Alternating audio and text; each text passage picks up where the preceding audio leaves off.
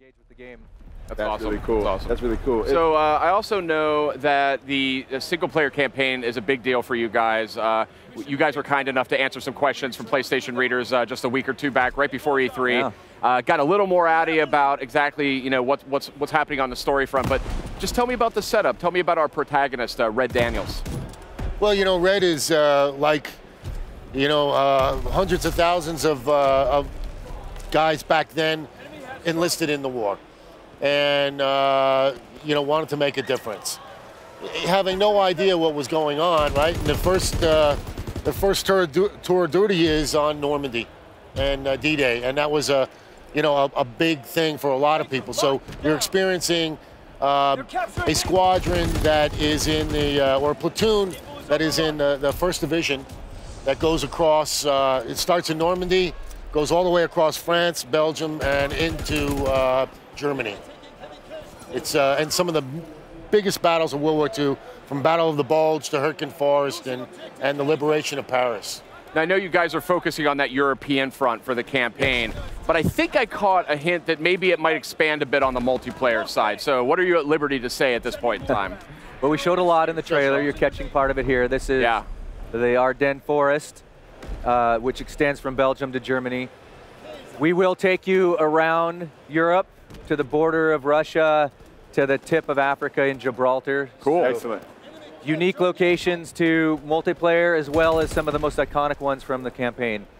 And of course, in the war mode, we have custom-built maps for that mode as well. Yeah, let's talk about that war mode, because this is something I've been really wanted to bring to life this concept of real teamwork. Yeah. And World War II was about that. It was about your squad. And so war is that experience. It's funneling true Axis and Allied collision of forces into these very strategic examples. You're seeing right here, they're trying to capture the manor. Well, the Axis team, the Germans, are trying to defend it. So we've built custom maps that allow you to move through these series of asymmetrical objectives as you fight to take hollowed ground.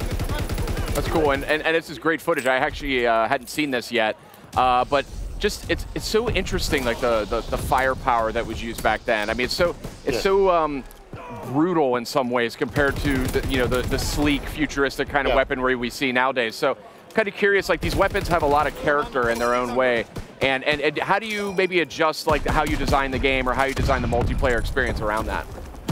Around the different weapons? Well, I mean, it's, you know, you're jumping there, but you know, with all the iconic weapons that we have in World War II, it's funny because when we first started, we didn't think there were going to be as many as we found. Right, we were a little worried about the variety, but now the variety and the amount of weapon power, and like you said, some of them are really brute force weapons. Yeah. You know, you can find the weapon that you really want to play with. That's for sure with this game. Yeah, I mean the signatures back then were really meaningful. So whether you're running with the MG42, this big machine gun, German machine gun, or the Winchester trench gun with your incendiary shells, or you've all heard it. We've all heard of that classic reload ping of the Garand. Right. These weapons had a heft to them and a power to them that really showcases what happened in the war. And you're right, it was brutal, right? It was a brutal, visceral, gritty war, and you can really feel that in our weapons. And our audio team, and our character modeling team, and our animation team, they went out and found these weapons with our military historian to capture and bring the spirit of that to life. Right, right. Well, you know, I gotta go ahead and do this. I'm a big fan of the weapons and mastering them and whatnot. And one mode that I really like to use these in is zombies. I know me and you were talking about zombies. I love zombies. Could you tell us what to expect on that Tell zombies us something, front? please. Yeah, something. Well, yes, we are making zombies. There we go. No, this zombies is taking a different turn. Okay.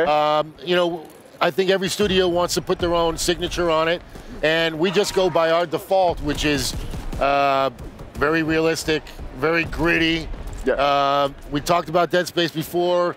Yeah, this is Dead Space meets zombies. That's the best thing you could possibly say. I'm so excited to hear that. That's great.